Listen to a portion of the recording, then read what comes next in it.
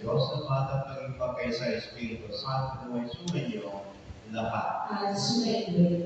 Mga kapatid, ilagay natin ang banal na misa tungkol sa ating mga iyato po, kapatid, espesyal na paraan, ang isang safe at enjoyable na activity sa ating parokya sa araw ito. At hingin natin Espiritu Diyos, sanay po ay maging masaya at safe po ang ating gagawin pong simpleng tingin. Mawala po tayo naman namin ang malalawang tayo, pasihan natin ang ating mga kasalanan. Sinubutan po pa ganun naman nagsisisi, Panginoon, kaawaan mo kami. Panginoon, kaawaan mo. Dumating ka pa niya yung mga kasalanan yung nagsisi, Kristo, kaawaan mo kami. Kristo, kaawaan mo. Nanulong ka sa kanan Diyos na mapapagpagitan kami. Panginoon, kaawaan mo kami. Panginoon, kaawaan mo. Kaawaan tayo ng mga Panginoon Diyos, patawarin tayo sa ating mga kasalanan, patubayan tayo sa buhay at hanggan. Amen. Manalangin tayo. Ama namin mga Panginoon, pagkaloob mo sa pagpaparangal namin sa puso ng anak mo minamahal. Ngayong ginulitan namin ng kanyang pag-ibig na aming pinakikinabangan. Kami naway maging madaluyan ng nag-uumapaw na batis ng mga biyayang iyong bigay sa magitan ng Yesu Kristo, sa Espiritu Santo, magpasawalan hanggan. Amen. Magsipo po ako ng natin pakinggan sa salita ng Diyos.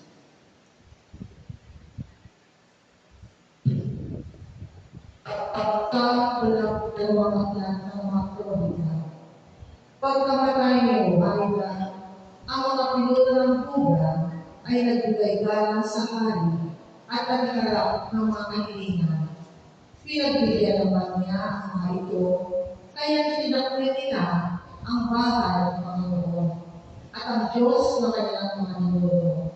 Nagbalik sila sa paglilingkod sa mga askeras at pagsamba sa mga Diyos-Diyosan. Bunga nito, nagalit ang Diyos at pinarusahan ang mga taga-Juda at ang taga-Jerusalem. Ngunit nagsugo ang Panginoon ng mga propeta upang ang mga tao ay magbalik loob sa Kanya. Gayunman, hindi sila nakinig. Dahil dito, ang Espiritu ng Diyos ay bumaba kay Zacarias na anak ng saserdoteng Joaida. Tumayo siya sa gitna ng mga tao.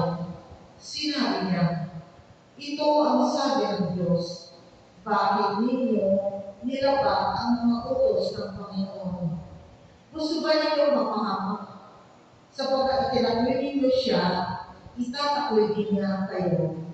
Ngunit nagkaisa ang mga tao, at sa utos ng hari, binato nila si Zacarias hanggang sa mamagana. Naganap ito sa looban ng bahay ng Panginoon. Hindi man lamang naalala ng haring Joas ang tapat na paglilingkod sa kanya ni Joaida na ama ni Zacarias. Bago namatay si Zacarias, ganito ang kanyang sinabi, parusahan naman kayo ng Panginoon sa ginawa niyo ito. Nang matapos na ang taon, si Joas ay sinalakay ng mga hukbong Masiro. Pinasok nila ang Juda at Jerusalem at pinatay ang mga pinuno ng hukbo. Lahat ng sinaksam nila ay pinadala sa hari ng Damasco. Malimman ang hukbo ng Masiro ay makakumpay rin laban sa malaking hukbo ng Juda, sapagkat itinakwil nito ang Panginoon, ang Diyos na kanilang mga ninuno. Sila ang nagparusa kay Joas dahil sa pagtataksil dito. Iniwan ng mga Siro si Joas na may sugat ng mukha. Ngunit pagkaalis nila, nagkaisa ang malingkod ng hari na ipagtiganti ang pagkamatay ni Zacarias. Kaya pinatay nila si Joas sa kanyang higaan. Ilibing nila ito sa lungsod ni David, ngunit hindi sa libingan ng mga hari. Ang salita ng Diyos. Salamat sa Diyos. Sa Kanya manatili ang aking pag-ibig lagi. Sa Kanya mananatili ang aking pag-ibig lagi. Sabi mo, Oon, ikaw ay may tipan na iyong ginawa kay David mong hirang. At ito ang iyong pangakong iniwan. Isa sa lahi mo'y laging magkakari. Ang kahayalan mo ay mga malaki. Sa Kanya mananatili ang aking pag-ibig lagi. Ang aking pangako sa Kanya ay iilan at mananatili sa Kanya ang tipan. Laging makahari ang isa niyang angkan, sintatag ng langit, yaong kaharian. Sa Kanya mananatili ang aking pag-ibig lagi. Kung ang mga anak niya ay susuway at ang aking utos ay di igagalang, kung ang aking aral ay hindi pakikinggan at ang kausay hindi ingatan. Sa Kanya mananatili ang aking pag-ibig lagi. Kung gayon, dala na sila ng parusa sa ginawa nilang mga kasamaan. Sila ay hahampasin sa ginawang sala. Ngunit sa iban ko ang pag-ibig kay David ay di magbabago, hindi mapapatid. Sa Kanya mananatili ang aking pag-ibig lagi. Magsitayo po ang lahat at ating pinanggalang ang mabuting balita. Hallelujah, Hallelujah, Hallelujah,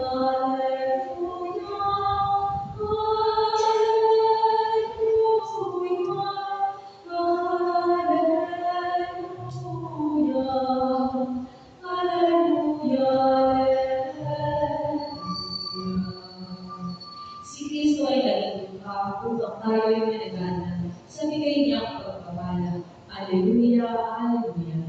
Sumayin ko ang Panginoon. At sumayin Ang mabuting balita ng Panginoon ay sa Mateo. pagpapuri sa iyo, Panginoon. Noong panahon, nakatuloy ang paghinto ng sabay sa dalawang Panginoon sa pagpapakupan niya ang isa at itigil ang ikalawa. Paglilingkuran ng tapa ang isa at hamakin ang ikalawa. Hindi kayo makakahinto ng sabay sa Diyos at sa kayamanan. Kaya sinasabi sa inyo, huwag kayong mapagawa tungkol sa pagkain at inumin na kailangan ninyo upang mabuhay, o tungkol sa damit na kailangan ng inyong katawan. Hindi ba ang buhay ay higit ng mahalaga kaysa pagkain, at ang katawan kaysa ng pananamit? Mas ninyo ang mga ipon, hindi sila nag-asig, hindi nag-aanap, o kayo nag-tipon sa pangalan. Gayunman pinakakayos nila ng inyong ama sa langit. Hindi ba higit kayong mahalaga kaysa mga ipon? Sino sa inyo ang nakapapahaba ng kanyang buhay ng kahit isang oras sa pamagitan ng kanyang pagkakalisa? At bakit kayo napapagawa tungkol sa pananamit? Isipin niyo kung paano sumisipon ang mga bulaklak sa parang. Hindi sila nagpapaga ni mga hakiman, ngunit ito ang sasabihin ko sa inyo, maging si Solomon ay hindi nakapagsuot ng kasiganda ng isa sa mga bulaklak na ito. Bagamat napaka-rilingan ang mga damit niya, ang mga damo sa kupiran na buhay niyo at kinabukasan kagapon sa tanan ay dinaramdam ng Diyos kayo pangarap, kay ibig ng pananalig ninyo sa Kanya. Kaya huwag kayong mabalisa tungkol sa inyong kakanin, inumin o daramtin. Sa pagmamahagi nito ay pinahumahingan ng mga tao ng pananalig sa Diyos. Alam na niyo ang mga kasalanan na kailangan ninyo ang lahat ng ito. Ngunit pagsunikatan ninyo na higit sa lahat ang magharit kayo ng Diyos at pamuhay ng ayon sa kanyang kalooban at ipatakulog niya ang lahat ng kailangan ninyo. Kaya huwag ninyo ikabahala ang para sa akin ng bukas. Sa kanya ninyo harapin kapag ito'y dumating. Sapat na ang bawat araw ang kanyang mga suliranin. Ang mabuting balita ng Panginoon. Pinupuri ka namin, Panginoong Heso Kristo. Magsinubo ang lahat. Isang magandang umaga po sa ating lahat. Good morning!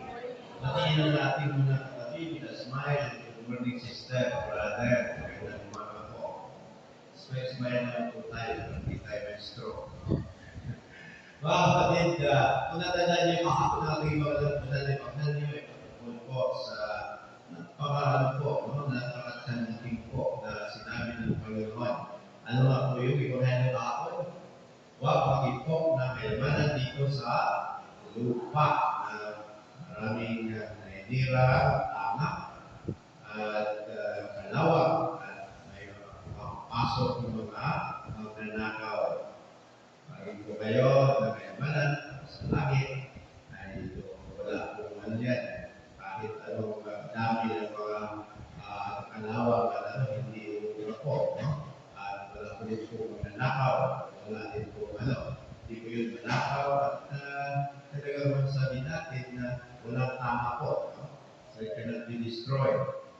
Daling sabi, nais parating ng Panginoon Jesus dito na faith in God. No? Okay, kailangan natin yung kayamanan, pero talaga in service of our endeavor na tayo po ay pupunta langit. No? Yung parang mahalaga yung kayamanan para sa langit. Kailangan natin ang pera, mabuhay tayo sa mundong ibabaw, pero hindi po yun ang ating talagang hindi sana nandun ang ating puso. Okay. Ngayon naman po, kasi nasabi ng ating mahalyo, ay hindi po hindi paglingkuran ng Diyos at ang kayamanan. Kasi huwag ka mag-conflict ko kung sabihin mo na paglingkuran ko ang kayamanan para kung yung kayamanan yun ang hindi Diyos natin. So simple lang po ang tulis si Mahalyo. Kaya nga, don't you worry. Yun po talaga pinaka-mensahe. Huwag kayo mag-alisan, huwag kayo huwag iwasan yung mga worry natin sa buhay. Kung sino man po wala worry, nasa kamay. Wala, tayo lahat, may mga problema tayo.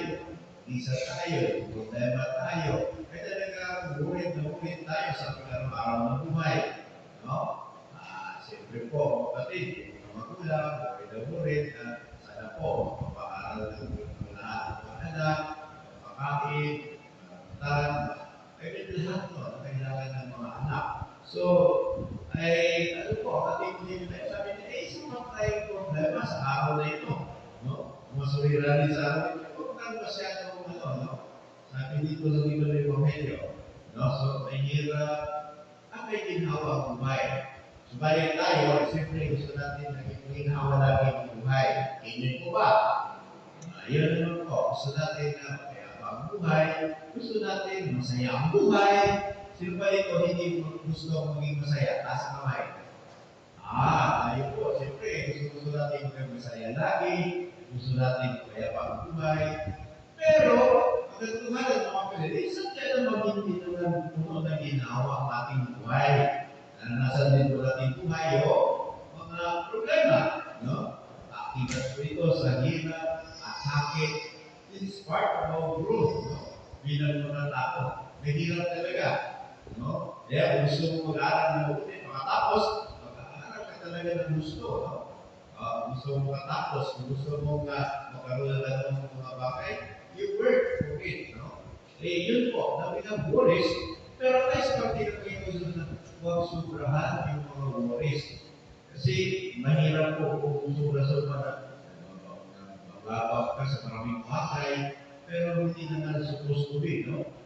Yun po, kasi wala naman talaga may dadagdag mga kapatid. Yung worries po natin, tumas na pag-aalala po natin, para harapin po ang mga problema sa buhay that are in need of solution to your problem. Kaya kapatid, sinasabi nga po kapatid na ng ating Evangelyo kayo na you put your trust, your faith in God. Doon ka lang mapayapa. Mananampalataya, ako mahala na talagang maging successful kung siya lang po, kung siya lang po sa kanyang mga worries sa buhay. So, yun po. Mga kapatid, alam po ninyo yung mga tao na yung mga negative thinkers, yung mga tao na constant worrying, at po, lagi na lang po, na ang sakay parang pinapasada ang mundo, no? Yung mga negative thinkers, yung mga tao na always expect the worst, no? Sabi ko sa mga psychologists, we take emotional po natin, buhay po natin. Wala parang hina ng tao, no? Maghihina ang tao. Bago na po yung mga psychologist ano po, head na Philippine Psychiatrist sa Pilipinas, Dr. Abata, explain po siya nung una na sabi niya, yun daw dahilan ng mga tao na parang wala ako may buhay. No? Nakadilan na lang yung mata, pero parang ako may buhay. No? Dahil sa sobrang, ano na yung aming, buhay sa buhay.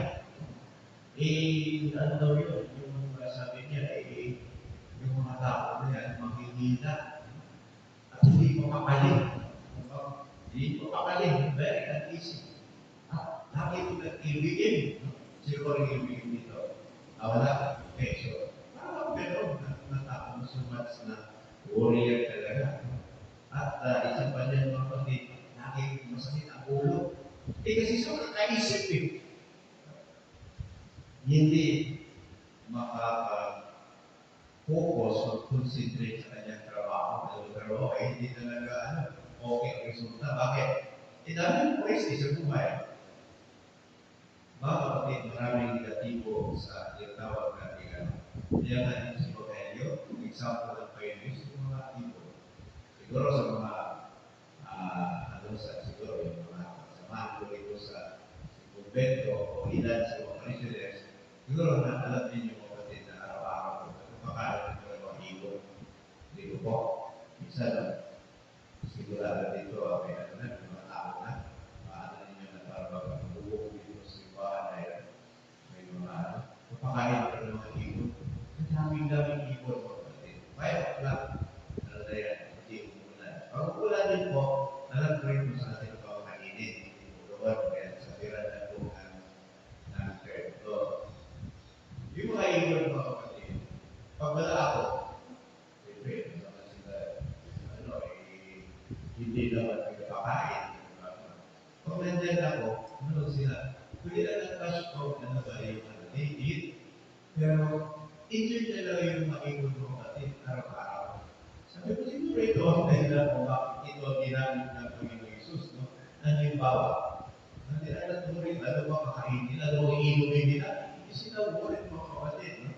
Para the Lord will, ang gano'n, no?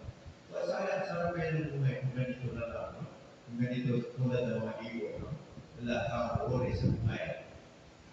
Ibon ang wala kang kapatid, na example po ni ng Panginoon Jesus, sa ating mga kanila, sa Mateo, doon sa probinsya, probinsya, kung nasaan kami mga kapatid sa mga buwan, kung dahil yung mga napakagandang mga bulaklak, mga kapatid, nobody cares na yung human touch na wala. Yung mga kapatid, alam nyo, ang ganda talaga ng mga bulaklak. Ngayon niya ako, minsan nakita ko sa mga, dito, binibita ko ng 500,000. Yung parang sa amin, yung tinatawag na, yung taong sa gubat, hindi yung taong na nandito sa yung tawag na dito sa Tagalog. Alam niyo mga kapatid, dami yan doon sa bundok mga kapatid. Pero kung ibibinta doon sa ang mahal. Doon, wala namang nanonood. Wala nag-aalaman din mga kapatid.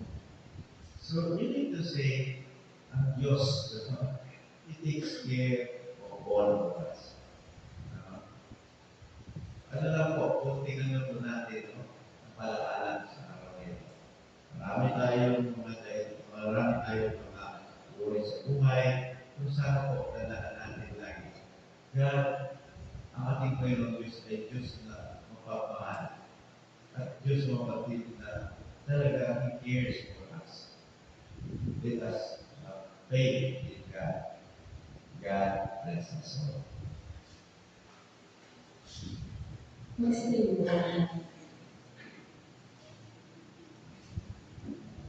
Tinatawag tayo ni Evangelio na maging tapat sa ating paglilingkod sa Diyos, ang ating mga panalangin sa manaway ng makamayat ng ulit ng ating pagtitiwala at pagmamahal. Maging tugos ng palangin, Ama, pinabubayan namin ang aming mga alalahanin sa iyo. Ama, ipinaubaya namin ang aming mga alalahanin sa iyo. Ang mga pinunong simbahan naway masigasi na italaga ang kanilang kasarili sa pagpapalaganap ng paghahari ng Diyos. Manalangin tayo sa Panginoon. Ama, ipinaubaya namin ang aming mga alalahanin sa iyo. Ang mga dukha at pangangailangan naway makalabahan ng ating pagkalinga at pag-aaruga. Manalangin tayo sa Panginoon. Ama, ipinaubaya namin ang aming mga alalahanin sa iyo. Tayo ay taganap ng pagsunod sa katuwang ng Diyos at hindi mamamala ang ating mga isip sa mga bagay na hindi naman dapat ay pagkakulang. Manalangin tayo sa Panginoon. Ama, ipinaubaya namin ang aming mga alalahanin sa iyo.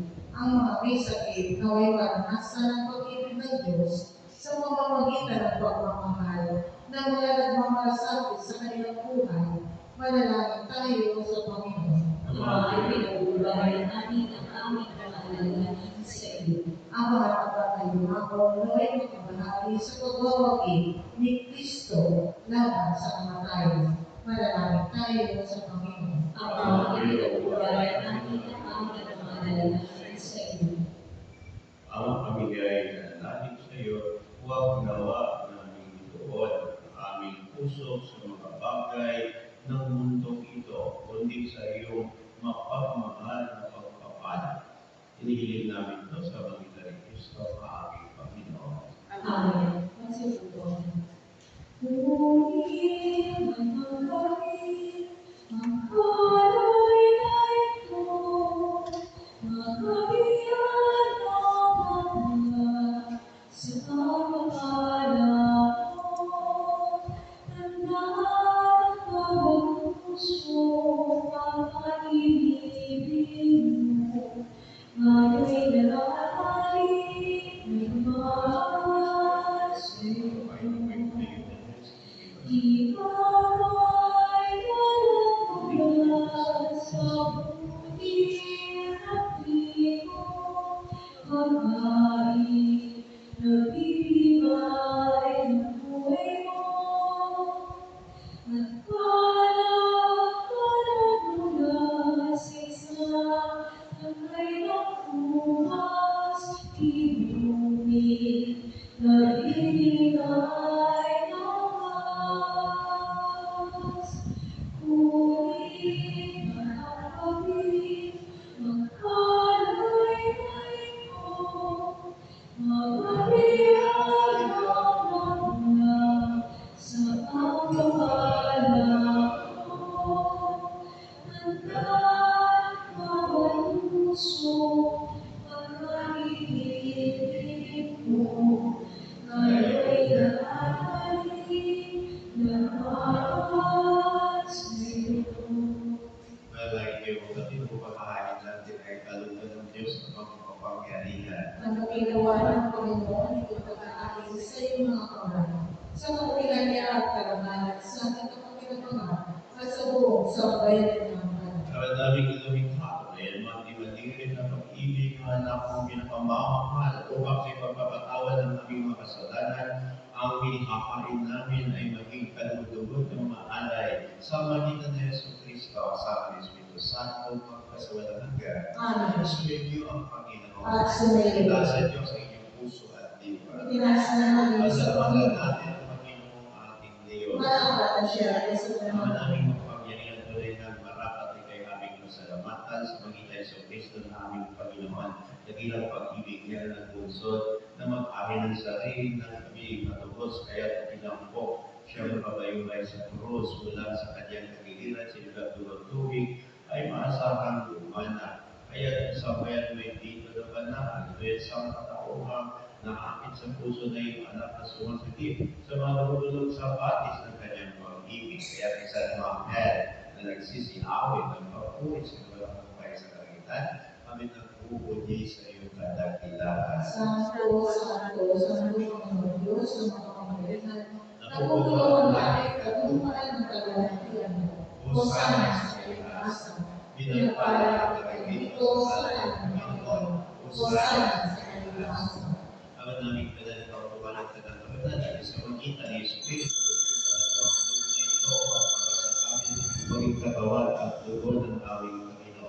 Kristo.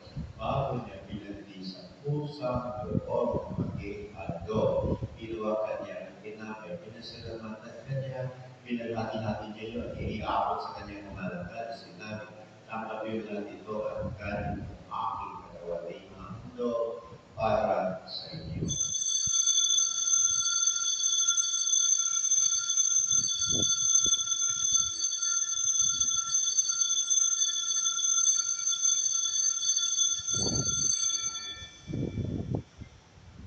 Ngayon din naman ang matapos sa kahapunan, hinawakan niya ang kalis, ngunit niya pinasalamatan. Gawin ang kalis kanyang pumaligad na sinabi, tanggapin lahat ito at inumin ko ang kalis ng aking dugo, na bago ito nagkatipan. Ano ulit pupukos para sa inyo at para sa lahat, sa pagpapatawad ng kasalanan. Gawin niyo ito sa pag-alaala sa akin.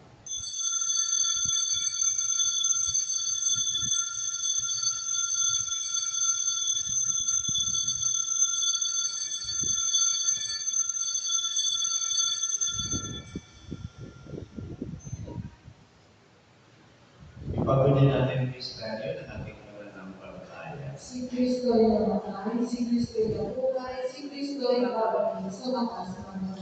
Ang magagawa namin yan, pagkala sa mga tituloy pagkabuhay na iba na kahit tininarin namin sa iyo at pinapin bigay buhay. At ang kalis ng kamalong ng kaligtasan, kami nagpapasalamat na kami minarapat na tumayo sa harap mo para maglingkod sa iyo. Sinasamo namin kami magsasalo-salo sa katawan ng dugo ni Kristo ay mabuklod sa pagkakaisa sa magitan ng Espiritu Santo. Amahan namin mo sa maangatan sa buong daigdig. Puspusin mo kami sa pag-ibig kay San Francisco na aming Papa, Pablo Belfrio na aming Obispo at ang tanan ng Panginoon. Alahan mo rin mga kapatid namin na hulay na may pag-asa silang muling mabuhay. Kaya hindi na lahat mga pumalap, kawan mo sila patuloyin sa inkremolagan. Kawan mo pagpat kami lahat mga salo sa buhay na walang wakas. Kaysa namang Magdalena Maria na ina ng Diyos. Kaysa ni San Jose na kami ang ng puso. Kaysa ng mga apostol at mga banal na namuhay ni Stady na halagutugod sa iyo. May pagdiwang naman namin, pupuri sa ikarapon mo sa pamagitan niya na aming Panginoon sa Kristo.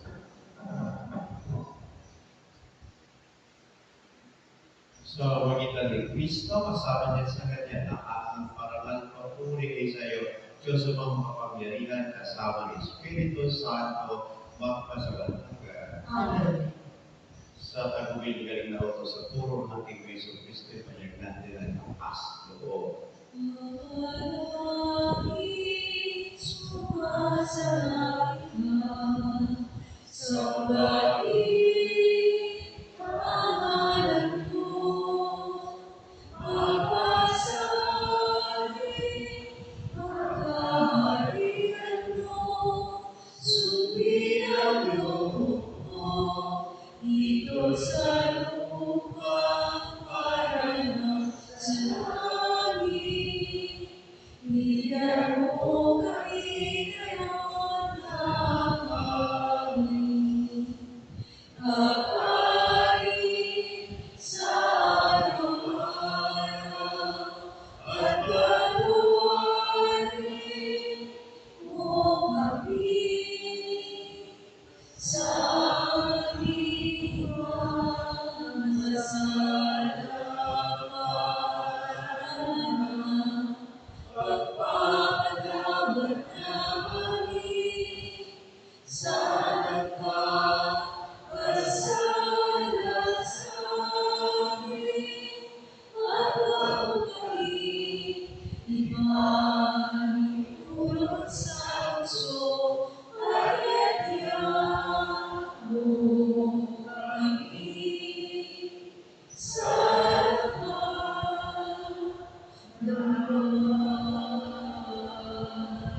lahat Hindi namin kami atin sa lahat ng masama, patalawan ng kababalan ng araw, ligtas sa kasalanan, at iligtas sa lahat ng kapahamakan, samantalang aming pinagagitan, bilang araw ng magpapahayag, dahil ang pagligtas namin sa Yesu Kristo. Sapagkat sa iyo ang kaharian, ang pangyarihan at ang kapulihan, magpakailanman. Amen. Ngayon, Yesu Kristo, sinabi ko yung mga gusto, kaya paano iniiwan ko sa inyo, ang aking kababay, ibigay ko sa inyo.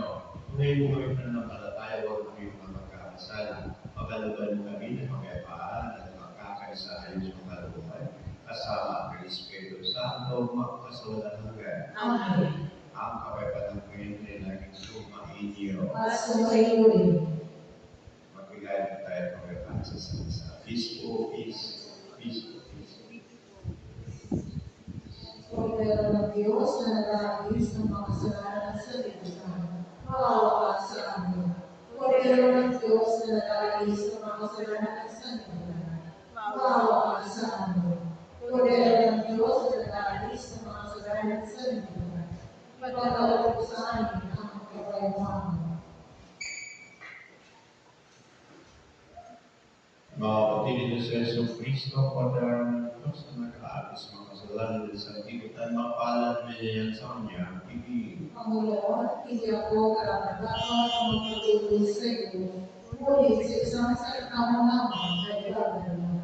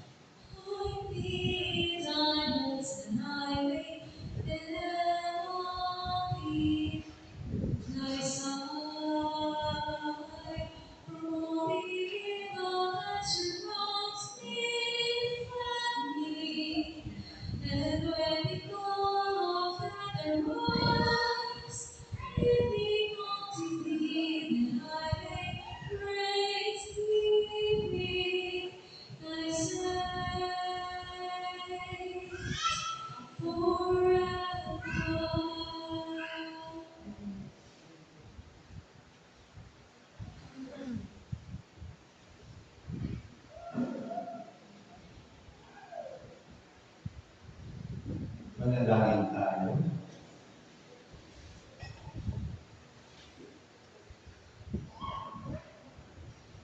Awalan niyo mapagmahal at pagkakami luwa ang ibig sa aming kalooban sa pagsasalo sa pagmamahal mo sa pagkinabang sa aming pag-akit sa iyong anak araw-araw.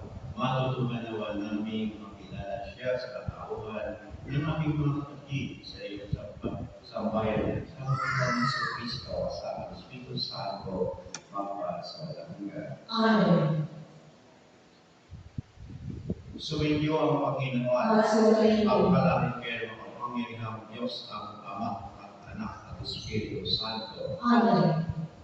Tapos ang puso ng sa mga kayong taglay, pagkabaan ni Kristo. Salamat sa Diyos.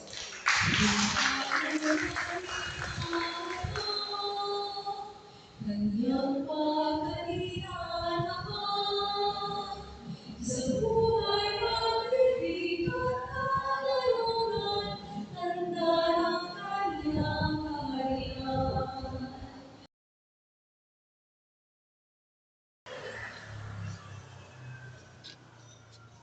Good morning, ladies and gentlemen. Please subscribe my YouTube channel, Top EB Info TV. Thank you and God bless.